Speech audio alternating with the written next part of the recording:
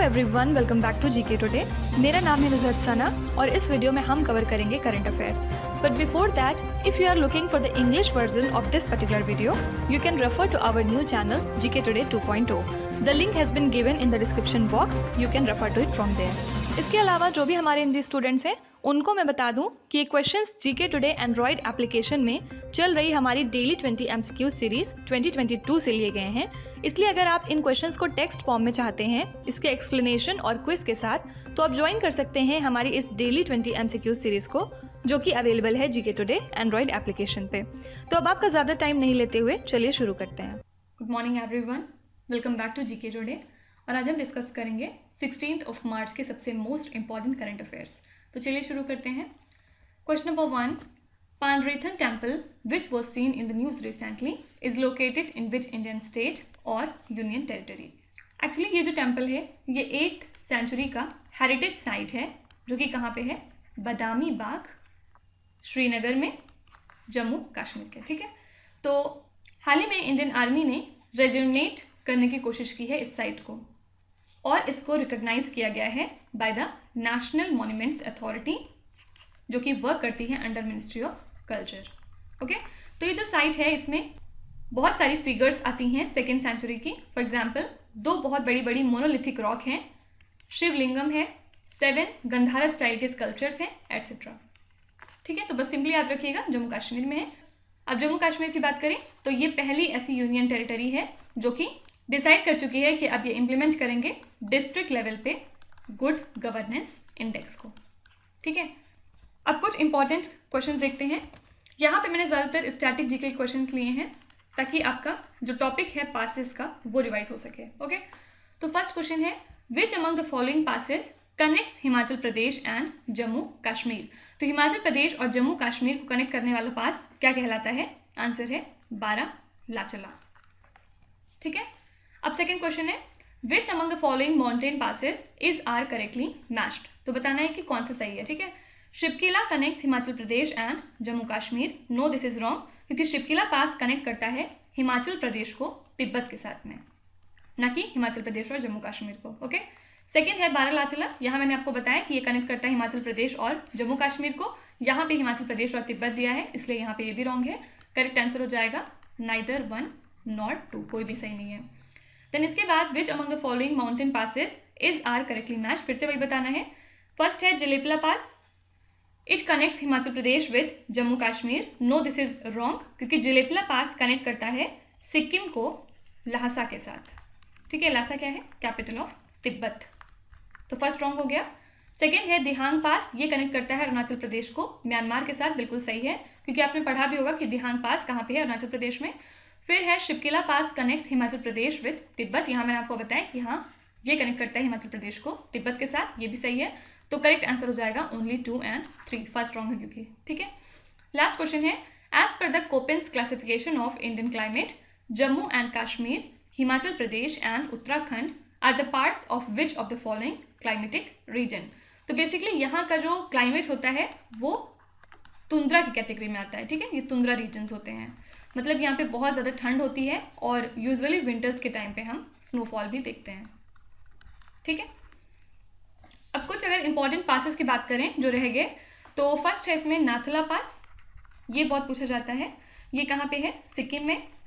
फिर इसके बाद एक और बहुत पूछा जाता है उमलिंगला पास, ये बेसिकली कनेक्ट करता है लेह को पैंगोंग लेक के साथ। ठीक है, याद रखिएगा ये जो उमलिंगला पास है ये हाईएस्ट मोटरेबल पास भी है। ठीक है, फिर इसके बाद एक और बहुत फेमस है लिपुलेख, ये कनेक्ट करता है उत्तराखंड को तिब्बत के साथ में। ठीक है, फिर नेक्स्ट है नीति पास, नीति पास कनेक्ट करता है उत्तराखंड को तिब्बत के साथ फिर से। और रोहतांग पास का है, ये है हिमाचल प्रदेश में। अब आपको कमेंट्स में बताना है कि जोजिला पास कौन से 2 प्लेसेस को कनेक्ट करता है। ठीक है, question number 2, who has been appointed as the chairman of the national financial reporting authority. तो गवर्नमेंट ने अपॉइंट किया है former finance secretary mister Ajay Bhushan Pandey को as the chairman of national financial reporting authority. ठीक है, और appointment committee of the cabinet ने इनके अपॉइंटमेंट को अप्रूव भी किया है अगले 3 सालों तक के लिए। और ये एक्चुअली रिटायर हुए थे एज अ रेवेन्यू सेक्रेटरी कब, फरवरी 2021 में। ठीक है, अब कुछ बहुत इंपॉर्टेंट रिसेंट अपॉइंटमेंट्स देख लेते हैं, ये वन लाइनर्स की तरह आपको याद रखना है। ठीक है, तो फर्स्ट है, who was recently reappointed as MD and CEO of IDBI bank for a 3-year term. तो IDBI बैंक के MD और CEO कौन है जिनको कि हाल ही में रीअपॉइंट किया गया है इस पोस्ट के लिए अगले 3 सालों तक के लिए? आंसर है मिस्टर राकेश शर्मा। नेक्स्ट है, who was recently appointed as a full time member of the prime minister's economic advisory council for a 2-year term? यहाँ पे हैं मिस्टर संजीव सन्याल। तो इनको प्राइम मिनिस्टर की इकोनॉमिक एडवाइजरी काउंसिल में अपॉइंट किया गया है as a full time member, कितने सालों तक के लिए? 2 साल के टर्म के लिए। Who was recently appointed as Honda cars India's new president and CEO? ये बन गए हैं मिस्टर तकुया सुमुरा। नेक्स्ट है, who was recently appointed as the brand ambassador for the gaming application A23? World famous Shahrukh Khan. Next है, who was appointed as the brand ambassador for the कृषि network application? Answer हो जाएगा mister Pankaj Tripathi. Then who has been appointed as the new CEO and MD of Air India recently? तो इलकर IC बन गए हैं new MD और CEO air India के। और लास्ट क्वेश्चन है, who recently was appointed as Vice President of the Institute of Chartered Accountants of India? तो ये बन गए हैं मिस्टर अनिकेत सुनील तलाटी। ठीक है, question number 3, as of March 2022 what is the India's place in the global list in terms of market capitalisation? तो basically India की जो इक्विटी मार्केट है वो दुनिया की टॉप 5 लिस्ट में एंटर कर गई है in terms of market capitalisation, और ऐसा पहली बार हुआ है इंडिया के इतिहास में। ठीक है, तो कंट्री का टोटल जो मार्केट कैप है वो कितना था? $3.21 ट्रिलियन। और फर्स्ट 4 कौन थे? हम मतलब इंडिया के पहले कौन थे? फर्स्ट है USA, सेकंड है चाइना, थर्ड है जापान, फोर्थ है हांगकांग, फिर ऑब्वियसली 5th प्लेस पे हम हैं इंडिया, फिर इसके बाद 6th प्लेस पे था UK, 7th था सऊदी अरेबिया, 8th है कनाडा, फिर 9th है फ्रांस और 10th है जर्मनी। ठीक है, तो मार्केट कैपिटलाइजेशन के टर्म्स में अगर हम बात करें तो ये टॉप 10 कंट्रीज हैं। तो करेक्ट आंसर क्या हो जाएगा? इंडिया की रैंक थी 5th। अब कुछ इंपॉर्टेंट रैंक्स देखते हैं इंडिया की डिफरेंट इंडिसेस में। फर्स्ट क्वेश्चन है, what is the rank of India in the liberal democracy index of democracy report 2022? तो इंडिया की रैंक कितनी थी इसमें? 93rd। फिर what is the India's rank in the global production of wheat? तो wheat के production के मामले में हम 2nd नंबर पे आते हैं। ठीक है, फर्स्ट पे कौन सी कंट्री है? चाइना। फिर in the international intellectual property index 2022 where does India rank? तो इंडिया की रैंक कितनी थी IP इंडेक्स में? 43rd। और इस पर्टिकुलर रैंकिंग को टॉप किसने किया था? USA ने। According to a brand finance brand valuation analysis which Indian insurance company is ranked 10th in the world among insurance brands? तो इस एनालिसिस के हिसाब से कौन सी इंडिया की इंश्योरेंस कंपनी है जिसको कि 10th रैंक पे बैठाया गया था in the world among insurance brands? ये है LIC। फिर what is the rank of India in the 2021 democracy index report? इसमें इंडिया की रैंक थी 46। कंफ्यूज नहीं करिएगा, ये डेमोक्रेसी की ही रिपोर्ट है लेकिन दूसरी है और ये वाली दूसरी है। ठीक है, फिर what is the rank of India in the USGBC 2021 global list for sustainable spaces? इसमें इंडिया की रैंक थी 3rd। फिर according to 2020 data what is the rank of India in the millet export? तो मिलेट मतलब बाजरा export करने के मामले में हम कौन सी रैंक पे थे? आंसर है 5th। ठीक है, आपको कमेंट्स में बताना है कि इंडिया की रैंक क्या थी हिंडले पासपोर्ट इंडेक्स में। Question number 4, which institution recommends grants to be released to the rural local bodies? Actually 15th finance commission ने हाल ही में रिकमेंड किया ग्रांट्स को जिनको कि रिलीज किया जाएगा स्टेट्स के लिए, including grants to the rural local bodies. तो कौन रिकमेंड करता है इन ग्रांट्स को? आंसर है फाइनेंस कमीशन। तो हाल ही में गवर्नमेंट ने रिलीज किया 1112.7 करोड़ रुपीस। कौन से स्टेट के लिए? बिहार। फिर 473.9 करोड़ रुपीस दिए कर्नाटका को। फिर 634.6 करोड़ रुपीस ग्रांट किए गए हैं वेस्ट बंगाल के लिए as per the data release by department of expenditure, जो कि काम करती है अंडर मिनिस्ट्री ऑफ फिनेंस। अब हम लोग कुछ important economy related current affairs देखते हैं। Who will lead the RBI's newly formed distinct internal fintech department. सबसे पहले याद रखिएगा कि हाल ही में आरबीआई ने एक नया डिपार्टमेंट अपने अंदर में क्रिएट किया है, इसका नाम क्या है? फिनटेक डिपार्टमेंट, ठीक है। और इसको हेड कौन करेगा? आंसर है मिस्टर अजय कुमार चौधरी, ठीक है।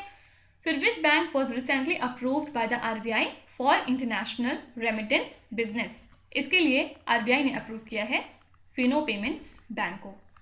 फिर है as per the latest meeting of RBI monetary policy committee what is the policy repo rate. तो रेपो रेट को एक बार फिर से फिक्स करते हुए 4% पे स्टैंड किया गया है, ठीक है। तो बहुत बार से हम देख रहे हैं कि रेपो रेट फिक्स है और इस बार भी सेम ही था। और क्या बता सकते हैं कि रिवर्स रेपो रेट कितना है इस बार का?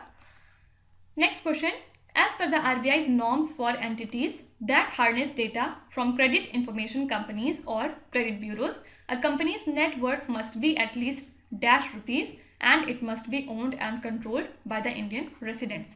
तो दो कंडीशंस हैं इस चीज़ के लिए कि वो जो कंपनी है उसकी नेट वर्थ एटलीस्ट 2 करोड़ रुपए होनी चाहिए। उस कंपनी को ओन और कंट्रोल कौन करेगा? इंडिया के कोई भी रेसिडेंट, ठीक है।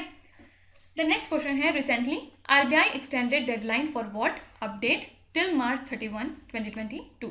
तो हमने देखा था कि आरबीआई ने हाल ही में जो पीरियोडिक केवाईसी का अपडेट होता है उसको बढ़ा के 31 March 2022 तक के लिए कर दिया है। Now recently which bank has been empanelled as an agency bank by Reserve Bank of India. तो हाल ही में सीएसबी बैंक को आरबीआई ने इम्पैनल किया है एज एजेंसी बैंक, ठीक है। Next question, which armed forces Cheetah helicopter has crashed recently in Kashmir Gurez sector. तो ये जो चीता हेलीकॉप्टर है ये किसका है? इंडियन आर्मी का, और हाल ही में क्रैश कर गया कश्मीर के गुरेज सेक्टर में, जिसमें इनके पायलट्स की डेथ हो गई, ठीक है। तो अगर 2017 से हम देखें तो लगभग 15 एयरफोर्स और इंडियन आर्मी के हेलीकॉप्टर्स क्रैश हो चुके हैं और 30 पर्सनल ने अपनी जानों को गंवाया है यहाँ पे, ठीक है। तो जो अदर क्रैशेस थे उसमें 4 चीता हेलीकॉप्टर्स आते हैं, जिसमें कि 2 इंडियन आर्मी के थे और 2 एयरफोर्स के थे, ठीक है। अब इंडियन आर्मी से रिलेटेड कुछ इंपॉर्टेंट पॉइंट्स देखते हैं। फर्स्ट क्वेश्चन है, which company signed a 3,131.82 crore rupees contract with the Indian army to manufacture and deliver Konkurs M anti tank guided missile. तो इंडियन आर्मी ने कौन सी कंपनी के साथ कॉन्ट्रैक्ट साइन किया कि वो Konkurs M anti tank guided missile supply करेंगे Indian army को? आंसर है भारत डायनेमिक्स लिमिटेड। फिर Indian army's quantum computing laboratory and a center for artificial intelligence has been set up in which state। तो Indian army का ये particular laboratory और centre कहाँ पे स्टैब्लिश किया गया है? आंसर है मध्य प्रदेश। फिर which countries army chief was conferred the honorary rank of general of the Indian army recently. तो जो आर्मी चीफ हैं नेपाल के, इनको कन्फर किया गया as the honorary rank of general of Indian army. Which organisation has manufactured the multi mode hand grenades which was recently handed over to the Indian Army? Answer है Economic Explosives Limited। Then recently with which country India has inked a deal to procure assault rifles for the Indian Army। तो हमने assault rifles कौन सी country से खरीदने का decide किया है? Answer है रशिया। फिर which country supplied Dragunov sniper rifles to the Indian Army? Again answer is Russia। And last question says Indian Army is planning to lease Heron TP drones from which country? In fact, it has already leased these drones. Answer is Israel। Now you have to tell me from which country we have bought MH-60 Romeo helicopters. Do let me know in the comments। Question number 6, which organization conducts the Yuva Vigyani Karyakram, that is Yuvika program? तो Indian space research organisation मतलब इसरो ने organise किया एक special programme school के बच्चों के लिए जिसका नाम था युविका, ठीक है। इसको हम यंग साइंटिस्ट प्रोग्राम के नाम से भी जानते हैं और एम क्या है इसका? बच्चों के अंदर बेसिक नॉलेज इम्पार्ट करना related to space technology, space science या फिर स्पेस एप्लीकेशन, ठीक है। स्पेशली जो रूरल एरियाज होते हैं वहाँ के बच्चों को बताना, ठीक है। तो इस पर्टिकुलर प्रोग्राम के अंदर में लगभग 150 स्टूडेंट्स को चूज़ किया जाएगा पूरे कंट्री से, जो कि क्लास 11 को बिलोंग करते हैं और इनको फिर फर्दर ट्रेनिंग और नॉलेज प्रोवाइड की जाएगी, ठीक है। अब कुछ इंपॉर्टेंट पॉइंट्स देखेंगे हम इसरो के बारे में। विच स्पेस मिशन और satellite of ISRO has detected the solar proton events for the very first time. तो कौन से मिशन या फिर सैटेलाइट ने इसरो के डिटेक्ट किया है सोलर प्रोटॉन इवेंट्स को पहली बार? आंसर है हमारे चंद्रयान 2 मिशन ने। Then which countries researchers joint ISRO for developing a satellite for the first time? Answer है ताइवान। ताइवान ने डिसाइड किया है कि वो इसरो के साथ में मिलकर एक सैटेलाइट को डेवलप करेंगे। Which university has been chosen for the NASA ISRO collaborative research project, जिसको आप निसार के नाम से भी जानते हैं। तो निसार प्रोजेक्ट के लिए कौन सी यूनिवर्सिटी को चूज किया गया है? आंसर है Kerala university of fisheries. Next question है which organisation delivered the heaviest ever semi cryogenic propellant tank to ISRO? कौन सी ऑर्गेनाइजेशन ने सबसे heavy semi cryogenic propellant tank को डिलीवर किया है इसरो को? आंसर है यहाँ पे हिंदुस्तान एरोनॉटिक्स लिमिटेड। फिर with which organisation the department of space under ISRO has entered into a framework agreement to develop space launch vehicle? तो कौन से ऑर्गेनाइजेशन के साथ में मिलकर डिपार्टमेंट ऑफ स्पेस ने डिसाइड किया है कि वो डेवलप करेंगे स्पेस लॉन्च व्हीकल को? आंसर है अग्निकुल कॉस्मोस। ठीक है।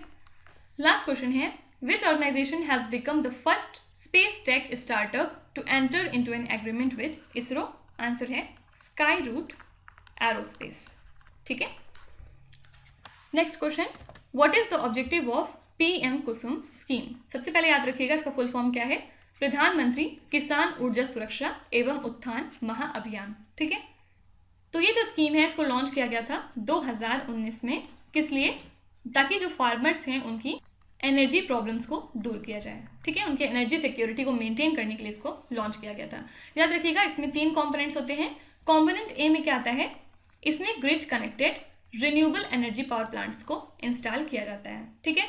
फिर बी जो कंपोनेंट है इसमें इंस्टॉल किया जाता है एग्रीकल्चरल पंप्स को या फिर पूरे इरिगेशन सिस्टम को। ठीक है। और इसके बाद जो कंपोनेंट सी है इसमें जो पंप्स हैं उनका सोलराइजेशन किया जाता है। ठीक है। तो क्यों न्यूज़ में है ये? क्योंकि हाल ही में कर्नाटका कैबिनेट ने अप्रूव किया है कि वो अब इम्प्लीमेंट करेंगे प्रधानमंत्री कुसुम कंपोनेंट बी स्कीम को। ठीक है। तो आंसर यहाँ पे क्या हो जाएगा? ये रिलेटेड है एनर्जी सिक्योरिटी टू फार्मर्स के लिए। अब कुछ इंपॉर्टेंट क्वेश्चन देखते हैं। Which state announced a new scheme named as Mukhyamantri Chaa श्रमिक कल्याण प्रकल्प? तो ये जो स्कीम है ये लॉन्च किसने की थी? त्रिपुरा ने। देखिए यूजुअली जो स्कीम्स होती है स्टेट्स की, वो अगर आप स्टेट का एग्जाम नहीं दे रहे हैं, फॉर एग्जांपल आप बिहार पीसीएस या फिर ये सब नहीं दे रहे हैं, तो कभी भी पूछा जाएगा कि स्कीम के अंदर में क्या है। ठीक है। सिंपली पूछा जाता है कि ये जो स्कीम है ये कौन से स्टेट से, बस इतना बता दीजिए। ठीक है। फिर सेकेंड क्वेश्चन है वाहिनी is a new scheme announced by which Indian state? ये जो स्कीम है ये बिलोंग करती है सिक्किम को। फिर which union ministry implements the strengthening of pharmaceutical industry scheme? Answer है ministry of chemical and fertiliser. फिर PLI scheme for drone and drone components was announced by which union ministry? Answer है ministry of civil aviation. Then what is the name of the new scheme launched as a consolidation of MSME incubation, design and intellectual property right schemes? क्या नाम था इसका? कल ही discuss किया था, MSME innovation scheme. ठीक है। फिर Matrishakti Udyamita scheme has been recently announced by which Indian state? ये स्कीम है हरियाणा स्टेट की। फिर लास्ट है Dalit Bandhu scheme is a flagship initiative of which Indian state? Answer हो जाएगा तेलंगाना। ठीक है। नेक्स्ट क्वेश्चन देखते हैं। India accidentally fired a missile into which neighbouring country due to technical malfunction? तो एक्सीडेंटली इंडिया ने फायर कर दिया मिसाइल को पाकिस्तान में। ठीक है। क्यों किया था? क्योंकि टेक्निकल इश्यूज कुछ हो गए थे इसकी वजह से, और इस चीज़ के लिए अब high level court of inquiry बैठाई गई है इस पूरे मामले की जांच करने के लिए। तो पाकिस्तान के हिसाब से हमारी मिसाइल फ्लो कर गई थी लगभग 100 किलोमीटर्स तक, और कितने फीट के ऊपर थी? 40,000 फीट के एल्टीट्यूड पे थी। ठीक है। अब पाकिस्तान के बारे में कुछ इंपॉर्टेंट बातें देखते हैं। फर्स्ट क्वेश्चन है who has been awarded the Hilal-e Pakistan which is the Pakistan second highest civilian honour? सबसे पहले याद रखिएगा कि पाकिस्तान का सेकेंड हाईएस्ट सिविलियन ऑनर क्या है? हिलाले पाकिस्तान, और ये दिया है इन्होंने बिल गेट्स को हाल ही में। ठीक है। फिर which province of Pakistan has the site of Mohenjodaro civilisation? ये एक स्टैटिक जीके क्वेश्चन है, और यहाँ पे आंसर क्या हो जाएगा? सिंध। फिर है which one of the following is Indus valley site in Pakistan? Answer है हड़प्पा। बहुत ऑब्वियस आंसर था। Pakistan has permitted India to transport 50,000 tonnes of wheat and life saving medicine to which country? तो हमने देखा था कि पाकिस्तान ने इंडिया को परमिशन दी थी कि हम अफगानिस्तान को 50,000 टन्स ऑफ व्हीट और मेडिसिन सेंड कर सकते हैं उनके रूट से। फिर which country has gifted the largest and the most advanced warship Tughril to the Pakistan navy? तो एक्चुअली चाइना ने गिफ्ट किया था पाकिस्तान को एक बहुत एडवांस वॉरशिप जिसका नाम क्या दिया था? तुगरिल। इसके अलावा हमने ये भी देखा था कि पाकिस्तान अभी भी FATF की ग्रे लिस्ट में मौजूद है। क्या आप बता सकते हैं कि अभी कौन सी ऐसी 2 कंट्रीज हैं जिनको FATF ने अपनी ग्रे लिस्ट में इंक्लूड किया है? Question number 9, which Indian cricketer recently became the highest wicket taker in the history of the women's world cup? तो veteran Indian pacer Jhulan Goswami ने क्रिएट कर दी है हिस्ट्री और ये बन गई हैं highest wicket taker in the history of women's world cup. ठीक है, और इन्होंने ये माइलस्टोन अचीव किया है in the ongoing ICC women's ODI world cup 2022। तो इन्होंने क्लिंच किए टोटल 40 विकेट्स जस्ट 31 मैचेस में in the women's world cup और इन्होंने सरपास किया लिन फुलस्टन को जो कि ऑस्ट्रेलिया से हैं। इन्होंने इसके पहले रिकॉर्ड बनाया था। ठीक है, अब कुछ important sports related current affairs देखते हैं। Who is the first Indian women cricketer to appear at 6 ICC women's cricket world cups? तो कौन सी ऐसी इंडिया की वुमेन क्रिकेटर हैं जिन्होंने 6 ICC women's cricket world cup खेले हैं? आंसर है मिथाली राज। फिर है which cricketer has the highest wicket haul in test matches? तो ये हैं मुरलीधरन। फिर है who is the only second player to win ICC women's cricketer of the year award? ये जीता है स्मृति मंधाना ने और ये सेकेंड प्लेयर हैं। ठीक है, फिर who is the only Indian cricketer to feature in the ICC T20I team of the year for 2021? फिर से आंसर है स्मृति मंधाना। फिर है Indian cricketer Rishabh Pant has been appointed as the brand ambassador of which state? तो ऋषभ पंत हाल ही में बन गए हैं ब्रांड एम्बेसडर उत्तराखंड स्टेट के। फिर Ajaz Patel who recently clinched 10 wickets in an inning is a cricketer from which country? ये हैं न्यूजीलैंड से। Which Indian cricketer recently became the 3rd highest wicket taker in test matches? तो 3rd नंबर पे सबसे ज़्यादा wicket किन्होंने लिए हैं? R अश्विन ने। ओके, लास्ट क्वेश्चन देखते हैं। When is the international day of mathematics celebrated? याद रखिएगा 14 मार्च को सेलिब्रेट किया जाता है इंटरनेशनल डे ऑफ मैथमेटिक्स पूरी दुनिया के अंदर और बहुत सारी कंट्रीज़ में इसको पाई डे के नाम से भी जानते हैं। पाई क्या है? एक्चुअली ये जो डेट है ये आप ऐसे लिख सकते हैं ना, मार्च मतलब 3rd मंथ और 14 और पाई की जो रियल वैल्यू होती है वो 3.14 होती है। तो इस चीज़ को सिग्निफाई करने के लिए इसको पाई डे के नाम से भी जाना जाता है। ठीक है, अब कुछ इंपॉर्टेंट डेज और थीम्स देखते हैं। फर्स्ट क्वेश्चन है what is the theme for world wild life day 2022? सबसे पहले ये दिन कब मनाते हैं हम? 3rd मार्च को। और 2022 के लिए इसकी थीम थी रिकवरिंग की स्पेशीज फॉर इकोसिस्टम रिस्टोरेशन। ठीक है, फिर what is the theme of WHO's world hearing day 2022? आपको बताना है कमेंट्स में कि ये दिन हम कब मनाते हैं। थीम मैं बता दे रही हूँ। थीम इसकी थी to hear for life, listen with care. Okay, फिर remove laws that harm, create laws that empower is the theme of which day celebrated on 1 March? तो 1 मार्च को ऑब्जर्व किया जाता है ज़ीरो डिस्क्रिमिनेशन डे। ठीक है, और इस साल के लिए थीम क्या थी? Remove laws that harm, create laws that empower. फिर what is the central theme of the 2021-22 economic survey which was release on 31 January 2022? तो इस साल के लिए इकोनॉमिक सर्वे की थीम थी एजाइल अप्रोच। नेक्स्ट है what is the theme of the Jan Aushadhi दिवस 2022? तो इस साल के लिए थीम थी जन औषधि जन उपयोगी। ठीक है, और ministry of chemicals and fertilisers ने सेलिब्रेट किया जन औषधि दिवस को 1 मार्च से लेके 7 मार्च 2022 तक। फिर है what is the theme of the national science day 2022? ये दिन हम मनाते हैं 28 फरवरी को और इस साल के लिए थीम थी इंटीग्रेटेड अप्रोच इन साइंस। ठीक है, तो अब आ जाते हैं आपके क्विज पे। ये 5 क्वेश्चंस हैं जिनको आपको ध्यान से पढ़ना है और इसका जवाब आपको कमेंट्स में लिखना है। तो यहाँ पे वीडियो को पॉज करिए, एक एक करके ध्यान से क्वेश्चंस को पढ़िए। जो भी आपको आते हैं वेल एंड गुड, जो नहीं आते हैं कोई भी बात नहीं। विथ टाइम डेफिनेटली आपका स्कोर इंप्रूव करेगा, बस आपको कंसिस्टेंट और परसिस्टेंट रहने की ज़रूरत है। So that's it for today. I hope you have like the session. आज का सेशन आपको कैसा लगा ज़रूर बताइएगा कमेंट्स में।